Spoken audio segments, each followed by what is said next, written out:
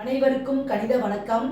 இப்போ பார்க்க போகிறது 8ஆம் வகுப்புக்குரிய கணக்கு எண்கள். அந்த யூனிட்ல அடிப்படை செயல்கள் மீதான வார்த்தை கணக்குகள். எடுத்துக்காட்டு 1.16 இப்போ பார்க்க போகிறோம். இரு விகிதமுறு எண்களின் கூடுதல் 4/5 ஆகும். ஓர் எண் 2/15 எனில் மற்றொரு எண்ணை காண்க அப்படின்னு சொல்லி கணக்கு கொடுக்கப்பட்டிருக்கு. ஃபர்ஸ்ட் என்ன பண்ணிருக்காங்க, ரெண்டு நம்பரை கூட்டினால் வரக்கூடிய விடை 4/5. ஓர் எண் என்ன கொடுத்திருக்காங்க, ஓர் எண் என்பது 2/15.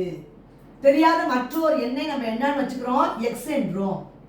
எக்ஸ்ன்னு நம்ம வச்சுக்கிட்டு இந்த கணக்கை கண்டுபிடிக்க போறோம். மற்றொரு எண் ஈக்குவல் டு எக்ஸ்.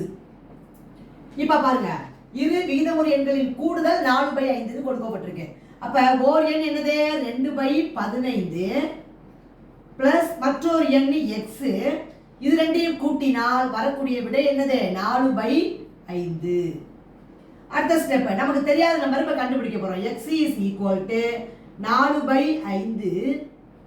இடது பக்கத்தில் இருக்கிற நம்பர் வலது பக்கம் வரும் பொழுது மைனஸ்க்கு வரும். 2/15.